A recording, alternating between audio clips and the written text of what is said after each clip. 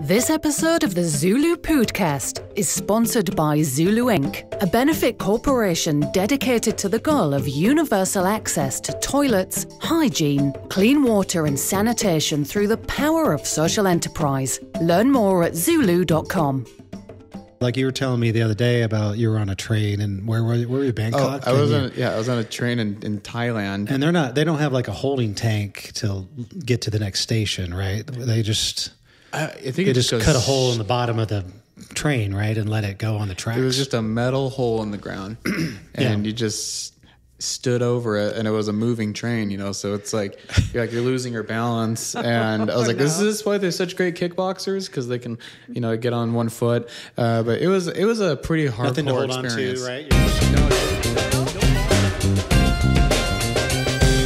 Welcome to the ZuLoo Pōōdcast, where we talk all things poop, toilets, and sanitation. Through insightful news, impact stories, and quirky humour, we aim to discuss and highlight the critical role toilets play in whisking poop out of our lives, the impact toilets have, or lack thereof, in the health and wellness of humanity, and what ZuLoo is doing to help solve the current global sanitation crisis. Welcome, listeners, to the ZuLoo Pōōdcast. We are so excited to have you with us. We are stoked. This is our very first episode. So welcome. We're going to hop right in, talk about some exciting poo news. So, Darren, was there an article that struck you this week? Something that you read that was exciting or comical? Well, it's actually two articles. One was the SpaceX article. I heard about that. Yeah, you probably heard the I think so. SpaceX rocket. The toilet malfunctioned, and so and they warned everybody that was the case. And I guess they were having troubles on the last flight. And luckily there was a seal like where the toilet was, and there was poop that got outside of the container in Yikes. But luckily it didn't escape the floor. So there weren't floating poo particles. Otherwise you would have had poop like circulating throughout the space capsule, which would have been amazing. But they weren't able to get it fixed for the next flight, and so they basically put diapers on those astronauts and said, "Hey, you're either going to hold it or you're going to use it." I don't think we have any detail on what really happened there, but they had to use some sort of Pampers. You think about like an astronaut being that's like the pinnacle of.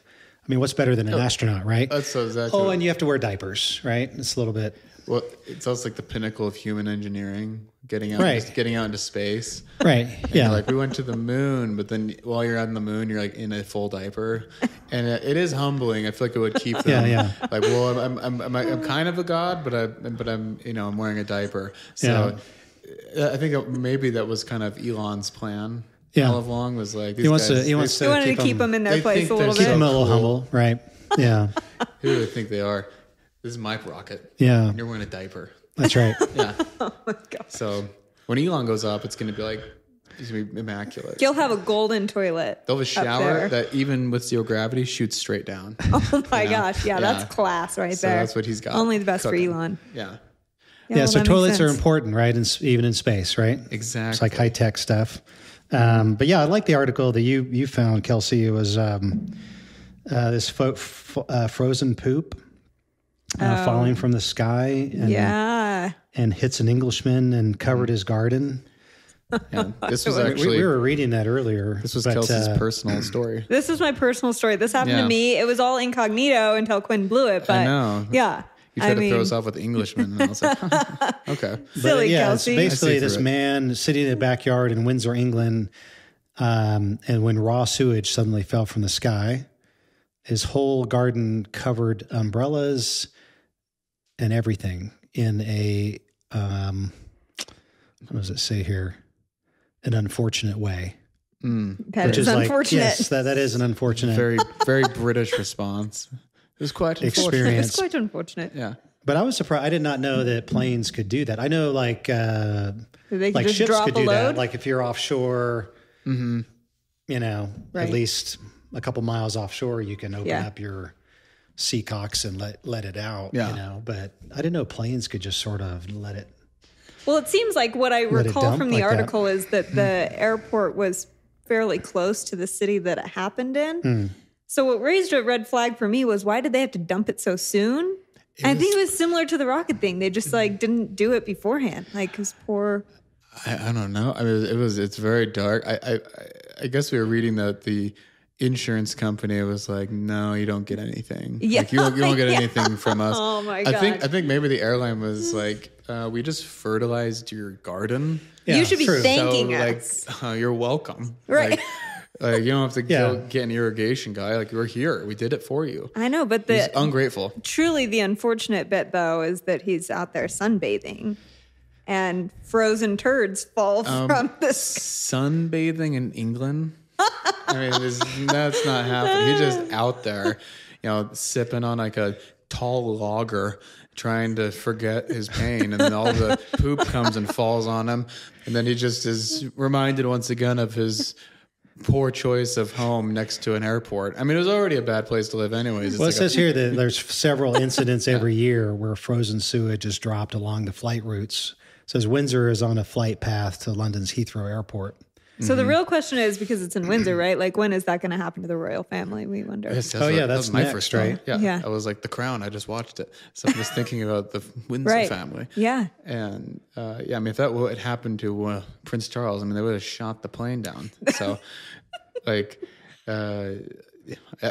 do love this story though, because I had no idea they just would drop it out of the airplane. Well, on us regular folk, it doesn't matter. I don't think you have to be royalty, though. I don't think it's intentional, though, because it says here, modern toilets on planes are vacuum secured and normally reliable, as they rely on pressure suction to work. This unfortunate situation must have resulted from aircraft failure. So it's not like a policy we're up at 30,000 feet and we're going to let it go. It's like, I guess faulty systems, So it's kind of almost like, like when a human dies, a lot of times they'll release the poo inside them. So maybe the airplane's the same thing. The poo releases and then it goes down. It's all about pressure, right? Yeah. Things go from high pressure to low pressure. So if there's a leak, it's coming out. I'm thinking the guy should be grateful, though, that it was frozen, because when I first read the article, the image in my mind was literally sludge, just as if it were a cartoon, right? Splashing. Just boom. Everywhere. But it wasn't. It was frozen pellets. I think they also could have been hailing from the sky. You know how people like to reenact olden times, and they're like, this is what it was like back in the day. When people would throw poo out the window in buckets. You better not be walking down the same street. This is what it was like in Windsor in the 1700s. Yeah. So they did a lot for that guy. He just got a lesson in history and he didn't even know it. I also was confused because I thought they were dropping poo out of the airplanes regularly, and I was like, is that what chemtrails are? The things you see flying behind the planes? Is that what it is? Dang it. Yeah. Big trail of gas, Yeah. So. It's oh my God, this redefines my view on the world. Yeah. And your choice of living, like you were saying earlier, Quinn, right? So if you live near an airport, this is just a lesson to beware. Be careful. You might see frozen poo raining from the sky, but it shouldn't be a regular thing. Well, that's what they tell us. That's what they tell us. They're like, we don't do this. No, that's not. We wouldn't do that. Yeah, it's happening right now. It's happening right now. United. I mean, they do it on trains, right? Like you were telling me the other day about you were on a train, and where were you? Bangkok. I was on a train in Thailand, and they don't have a holding tank to get to the next station, right? They just. I think they just cut a hole in the bottom of the train, right, and let it go on the tracks. It was just a metal hole in the ground, and you just stood over it, and it was a moving train, so it's you're losing your balance. And I was this is why they're such great kickboxers, because they can get on one foot. But it was a pretty hardcore nothing to hold experience. On to, right? You're just no, it was no bars. It was just bars, it was no ADA compliant. No ADA compliant. No little bars. It was just a square room with a sliding door that went, and then just the metal hole, and it was. I mean, so how'd you do? Were you accurate? I think. Did you hit the mark, or did you? You know what? You didn't look. That Are you just too embarrassed? You just did your business and got out of there. I was young at the time. I think I blocked it out. Okay, yeah. you don't. Well, I don't want to. You blacked out after that. Yeah, it was like it was a lot to deal with. Yes. You're in a foreign country. You're skateboarding while trying to take a dump. Essentially, like it's an intense experience. Absolutely. So, anyways, go to Thailand. Yeah. It is cool. Plug. Yeah. They've got fun toilets there, especially on the trains. Mm-hmm. Thailand, learn a England, new skill. Yeah, space. Space. Where are there?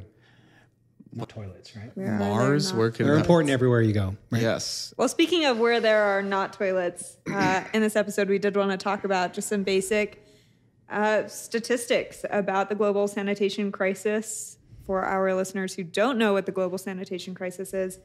Darren, can you give us a little bit of a synopsis, a little bit of your understanding? Yeah, well, I mean, most of us in the Western world, take for granted the fact that there's a toilet, like on a plane, or or maybe there's a hole on the train. Mm-hmm. At least that's something, right? As primitive as that sounds. As primitive as that sounds, at least it's something, right? It's a hole. And, statistics show that there's at least 40% of the planet don't have any sort of toilet device or any sort of place to go. And so we, like in India, for example, open defecation is a huge issue, and not just India, but elsewhere, because, not because it's cultural necessarily, but it's just, there's nowhere else. There is no place, right? You look at some of the slums, even like in Rio de Janeiro or different places that, look, these slums just sort of develop, and there is no infrastructure. There's no place to go. And so they just go, out wherever, and the same place that people go, kids are running around, most of the time they're barefoot and they just bring it on back in. And so, people wonder, well, why are there such high mortality rates with young children? What is it like? I think 1.5 million. I think it was 1.5 million children die every year of diarrhea. Which, I mean, to us, it's kind of a joke, right? But I think it's even more than that. I feel like I read a statistic that was, I mean, probably diarrhea specifically, but I think it's closer to 900 million die of some diarrheal-related disease that they've contracted. Because there is no safe sanitation. There is no safe sanitation. No place to go. Right, exactly right. Oh.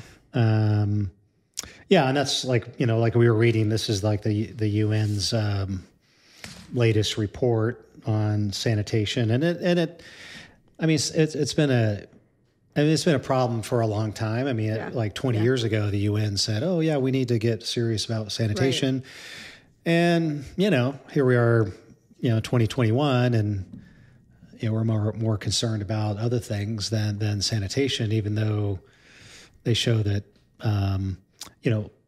for every dollar that's invested in sanitation, it has twice the health impact that investment in clean water does, for example. And everybody talks about clean water. Right. I mean, ZuLoo, we're, drilling water wells as well, in addition to toilets, but you have to have both, right? You can have all this clean water out there, but then, little Sanjay is, taking a drink that clean water, but then he's running through the poop that, his neighbor left him, and they get sick. And there's so many issues with that. And we can talk, that's kind of what this podcast is all about, right? It's to talk about these issues and obviously what are a bunch of solutions that not only ZuLoo is working on, but lots of other partners are working on. And it was World Toilet Day a few days ago. How did you celebrate?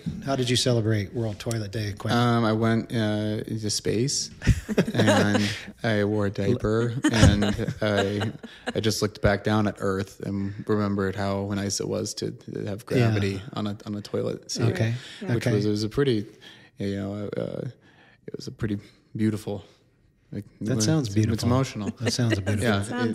Sounds transcendent. Yeah. It's very much. You ever seen Interstellar? Yes. It was like that. It was like I was going into the black hole. Right. Yeah. You know, and then I was like, I was sending messages back to myself when I was like a younger, and I was like, don't go into space. Like, use the toilet before we launch. Yeah. Because then it reminded me how much I actually love. I love using the toilet. It's like one of my favorite parts of the day. Yeah. Pull out my phone. It's great. Yeah. Like, It's peacetime. it's very peaceful. It's peacetime. Yeah, it's like you can get out of anything if you just go like, I need to go to the bathroom. But what are they gonna, like, no one's going to stop you. Like, you don't have bowel movements. Like they can't call your bluff. You're like, I have to go. And then then all of a sudden you have time to yourself. So, and nobody's really questioning what you're doing in there. Yeah. I mean, you're in there for a while, maybe somebody. But for the most part, it's just like, I was doing my business. That's right. Yeah. If I hear my friend go in there and he turns on both the sinks at the same time, I'm like, okay, don't throw up here. And that's the only time I ever know. Right. Yeah. But yeah, so I have great experiences there, and I have a crude joke I would say, but I don't know if it should be said. So I'll tell you guys off air. Okay. Well, if you're feeling it, I mean, throw it out we there. can cut it if it's too bad. Yeah, throw it out there. I don't know how many kids are watching, but I mean, Okay. I really love like taking a dump. I love that feeling, which makes me realize in my heart I would love. I love that feeling, and I'm like, is this? Do I like this too much? So, but I don't know about that. It's a thinking space just as much as it is doing a business space. Yes. Yeah. Yeah, we were talking about that transcendence. There's a time for self-reflection. Yeah. Inner self-discovery for sure. Yeah, See, I don't know if I would have come to that realization if I was on the metal hole in the ground on the train. Right. Yeah. That's not as if that were your everyday, you can't. You're not going to be thinking like, maybe I'm gay. That doesn't come up. That's not crossing doesn't your come mind. up when you're like it's. You're just thinking, how can I get out of here without shit on my pants? Exactly, because in the whole situation, it's like I'm in a full squat like strength position, and Position. yeah, like it is. If anything, it's just more of like a testament of your will, right? Than your perseverance. Yeah, because a normal toilet experience is just it's calm, it's fun. I'm on TikTok. Well, see, that's one of the luxuries you have, right? You can, contemplate in your nice, sterile environment, closed door, private. You can contemplate things like, your gay. Sexual orientation or whatever, So that's great. It is a place of privilege. I'm glad you can think that, I mean, absolutely. About 40% of the planet can't have that. They don't have that luxury. They don't have. They're thinking about. Speaking from a woman's place, right? They're thinking about how can I just not get raped? How can I to be blunt about it. Yeah, how can I survive? They're not thinking maybe maybe I'm a man, or maybe I'm no. It's more that's a Western luxury, right? Yes, that most of the world doesn't have, right? They're thinking of survival. Yeah. They're thinking of, a lot of like when we went to India a few years ago, we talked to, we met, dozens and dozens of women, and they all said the same thing. It's like they had to, wake up in the morning at 4 a.m. just to go relieve themselves out there. And, their concern was more so, safety and privacy. Am I going to step on a nail, or this sort of thing, or I'm going to get snake bit because they're out in the, a lot of cases they're out in the jungle or whatever, right? Right. And so, and we met several instances where women, they were talking about their daughters being killed, because over there, if you get raped, it's like, well, it's culturally, it's a blemish on the family, and so they honor killing is the next. That's what's coming next, right? As bad as, and so all these things are sort of compounded by lack of privacy, lack of sanitation. I mean, we can talk about girls in school and all of that. I mean, that's a huge. Well, Darren, you'd mentioned earlier, right? That what did you say about it? That it was. For every dollar spent in sanitation is like twice the impact. The impact, right? Because sanitation is so connected to social justice, to gender equality to public health to economic prosperity. I mean, it's really got its hands in every sector of our lives. Yeah, most budgets, we just don't realize like most donations, like if you're donating to water-related charities, and there's a ton of them, and we love them all. They're great partners, but there's 8 times the amount of money that's invested or either donated or invested by government into water, right? Clean water, even though a toilet has twice the health impact, right? And so it's a little bit lopsided, like Pakistan. Pakistan, for example, they spend, it seems like the statistic was like 50 times the amount of budget that goes toward their military than it does toward clean water and sanitation. And yet, so they're killing their people from the inside. Hundreds of thousands of Pakistani children die every year. If if India or China were like running across the border, killing hundreds of thousands of Pakistani children, well, they wouldn't stand for it, right? They wouldn't sit back and they would defend those children, right? And so it's sort of a lopsided thing we don't really think about, but then, the numbers don't lie. I mean, it's when you talk about pandemics and epidemics, I mean, it's certainly the population keeps going up and up and up, and sanitation solutions, as good as it's gotten, it still hasn't been able to keep up, I think, as far as like what we've tried to do at ZuLoo, we've tried to look at it more so because a lot of people say, oh, the government should do this. What's the UN doing? I mean, the UN is like, that they can produce great reports, they can certainly highlight the issue, but when it really comes down to it, I think my personal opinion, it's going to come down to, private enterprise, that is innovation that is not just appealing to, the Western world. I mean, we've got all kinds of awesome products now that make it, make it this pleasurable experience. You've got bidets and you've got your scented toilet paper, my toilet paper, and you've got all this cool stuff that makes mood just lighting a better experience. Yeah, night lights and music. I mean, you go to Tokyo, right? It's just like a magical experience, right? Yeah, it's like VR. Yeah, you should go to Tokyo and just kind of hang out for. All right, I'll just Quinn, we're sending you on a world toilet tour. I can be your Tokyo correspondent. I think that's going to be our. We'll have a Quinn. I'll go out there, head cam, and just sort of follow you into all the different toilet situations. I'll make myself. That'd be super interesting. I'll get out there, man. I'm not afraid. I'm a Boy Scout, Eagle Scout. Yeah. So you really know what's I really up. know what I'm doing. That's right, man. Congratulations. Thank you. That's super awesome. Just barely got it. They made a special case for me. Oh, yeah. I'm 27. I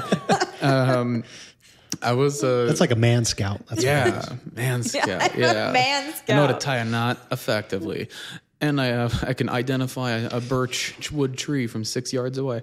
But I was thinking how big a contrast my shooting experiences versus these women in India and in other places, because it sounds like every day it's like a knife fight or like it's like a movie, it's like something that could be filmed. And like as for me, like the most intense version of that I've ever felt is if I've had carbs the previous night and then I go jogging the next day, and then halfway through the jog I really have to and I'm like having to stop because the pressure's so building up so much in my and I have to walk and run, and it's like it becomes so intense. I have to like really center my mind. I'm like just like keep walking, like open the door, go up the stairs.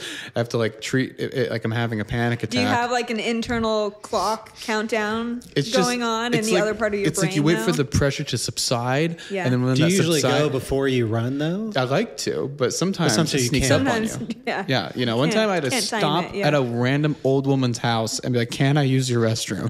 And she let me in, and I was like sweating. I was like, I can't stop this. I was listening to Foster the People. It was crazy. So that's like the most intense I've ever had it, and Sounds like a hydration issue. Do you probably do you try to hydrate when you get up? And I drink water. It's typically this has been happening if I'm on the keto diet and then break off of it.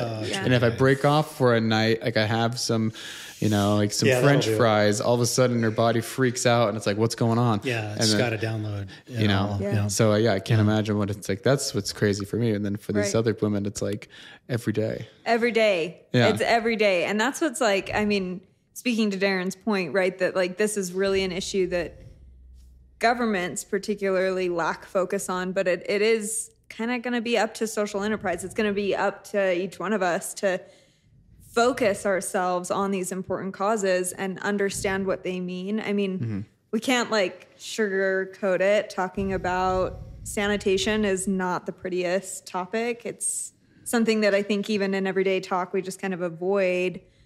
We don't want to share these private experiences, right? Except for maybe with our closest best friends that we trust the very most. Or me on the air. Or Quinn on the air. He's free. Quinn's, Send him your toilet stories. He'd love to. Quinn's friends with everyone. Yeah. I'll talk to anyone about, But you can send us your stories because we would love to hear them. Yeah. Yeah. But it's going to take a greater focus. I mean, reading through this report, this is the 2020 UN report, and they made it a point to reemphasize they're called Sustainable Development Goals. I think in 2015 they made 17 or something of them.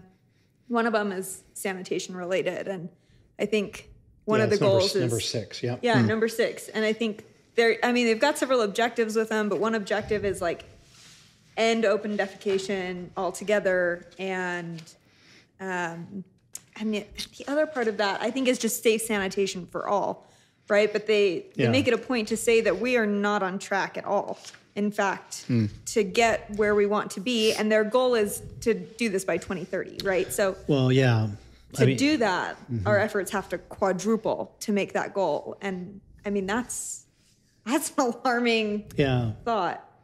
Well, and there has been a ton invested into toilets, like India. We always look at India, but India is a beautiful country, beautiful culture, but it certainly has the most issues related to open defecation and sanitation, right?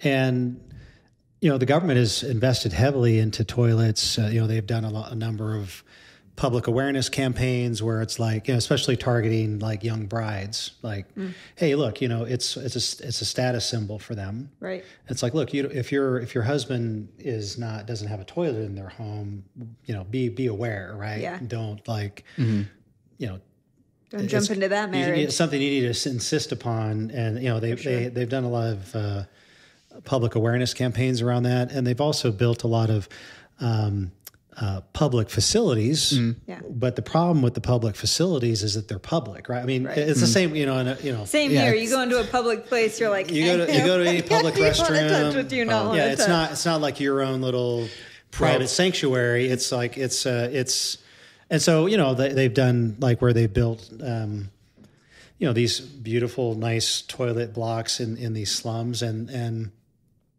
within a year, they're not functioning, and they're also full of animals and firewood. Right. and it's like, okay, well, that didn't really get the job done, right? Right.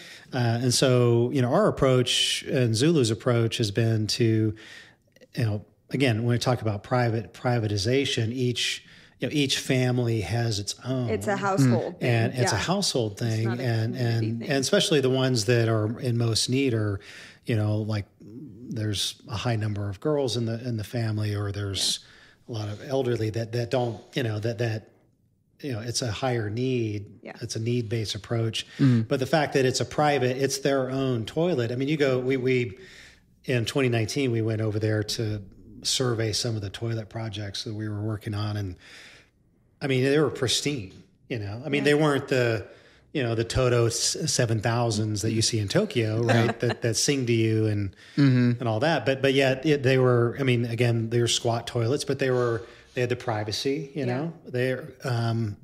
it was probably close, right? Close to the homes. Right. Right. They're a little 4 or 5 mile walk. That's a short distance. Yeah. Their homes are smaller than this room. Right. Yeah. But right. Maybe 6 to 10 feet away, there was their toilet. Yeah. And, It's like very clean, no smell, very, very well maintained. Whereas if that was a public toilet system, no, it would be full of firewood and animals and whatever. So firewood is really what's throwing me off. I know. I just wasn't expecting firewood. Like animals, but like firewood. They keep it because it's enclosed. They keep it out of the monsoon and rain. Yeah, that makes sense. Okay, so it's keep it dry, or keep your animals dry. Oh, what a better place than this public toilet block it's already that the government so generously gave us. Thank you very much. Right, but anyway, but so I was talking about really, it really comes down to, pride of personal ownership and that, this is my toilet. This is my domain. Like any of us, right? You take better care of things that are yours and not just it makes available for the masses, right? It makes total sense. 'Cause I like to go to raves and big festivals, music festivals. And while you're there, it's just porta potties and it's just it's a different feeling. Obviously it's a porta potty. It's crazy. Beginning of the night, it's fine. Towards the end of the festival, it's a war zone. It's just it is, people forget how to use their bodies because everyone's drunk and you open the door and there's just on the toilet seat and you're like, okay. And so the feeling, excitement I feel when I get back home and you close the door of your bathroom and you sit down because it's your bathroom, it's your space, and it's just you can you feel like your whole body relaxed. Whose butt has been on your toilet. My whole I just and I'm not squeamish about porta potties, but there's a point where you don't want to sit in somebody else's it's just not the same. You can't relax as much. But I can feel myself relax. I'm no one's gonna be. I don't have that internal clock in my head that someone's gonna need this in a few minutes. It's you can just sit there for 20 minutes and hang out. But these, what's weird is because I've got a toilet seat that heats up. Oh yeah. I don't like luxury. those. It's a luxury. I don't like those. But I invested in it because I'm it's sometimes cold and every time somebody comes over to your house and uses your bathroom, I notice they come out and they go, "Pleasant experience." I know. It was a heated toilet seat, and they're shocked. That wouldn't be me. I don't like them. But it's interesting how you it's a cold touch. Yeah. If you have it's your own toilet seat and it's warm, then it's fine. But if you go into a public restroom and you sit down and it's warm, I was going to say, for some reason, that somebody else was just there. But even within America, there's public toilets, in a mall or whatever. They're fine, whatever. The craziest ones are ones in the middle of a park. Those are always the most crazy. There's they're metal stalls. Yes. So I can't even imagine what the next step of that would be. Out these public ones in India. It's it just, I don't. It is sort of unimaginable for us that haven't experienced couldn't that. Wrap your head around it. Yeah. But we hope, and I think part of our ZuLoo podcast is to bring that awareness, is to help put us in a space where we can imagine that, because we've got to find a way to connect to it. I think especially those of us who haven't been to India or haven't experienced that, there's got to be a way for us to bridge that gap of understanding. And in future episodes, so we hope you'll tune in. We're going to wrap up for today, but we'll talk about some of those really intimate stories, the people that ZuLoo has served, our beneficiaries, and how their lives have changed, what it was like for them prior to receiving a toilet, and how their life is different now that they finally have one. So yeah, absolutely. I mean, I'm excited. On future episodes, we'll be talking about specific stories of people that their experience. And as much as we like to have fun about talking about toilets, to them, it's kind of literally a life or death necessity. Absolutely. But as far as if you're interested in reading more about the sanitation crisis, I think we're going to provide some links. Well, notes, things right? We've talked about, we'll drop a lot of these statistics in the show notes, but we'll I always refer to this book, Rose George. She's our hero. Hope to have her on the show sometime. Absolutely. Rose, if you're watching. Yeah, if you're watching, Rose, come join us. But reading this book, The Big Necessity, The Unmentionable World of Human Waste is I read this when I was in Turkey 10 years ago. Wow. And she recently updated the book as well with new information. And so if it, you can get it on Amazon. In fact, I think we were going to give these away if you were able to send us your email. Or is it 3 people? I don't know. Sure. If you're able to send us three people emails, we'll send you a book. If you send us your email, we'll send you a poop emoji as well. Good. This is a stress.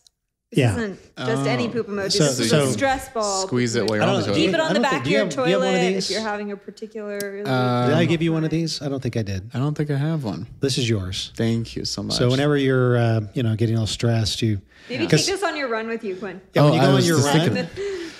It might help you countdown the next time you absolutely it might help you relax, and so you don't have to knock on your neighbor's door or go in their backyard. This is going to solve a lot of issues for me. There you go. And but if you're we'd love to I think we're gonna next, if you guys send us your email, we'll read some of those questions on the air, and send us your stories. Send us your stories. Email. Let us get in touch with us. We're on Instagram. It's just ZuLoo__.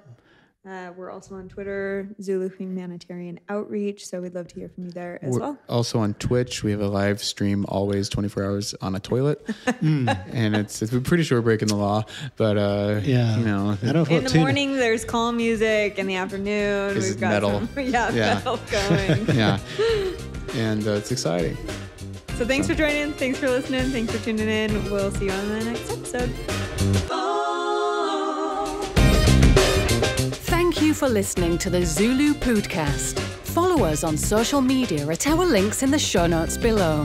To learn more, visit our website, ZuLoo.org. If you liked the podcast, be sure to subscribe, like, and comment. For even more ZuLoo fun, send us an email with your toilet stories to podcast@zuloo.com for a chance to be featured on the podcast.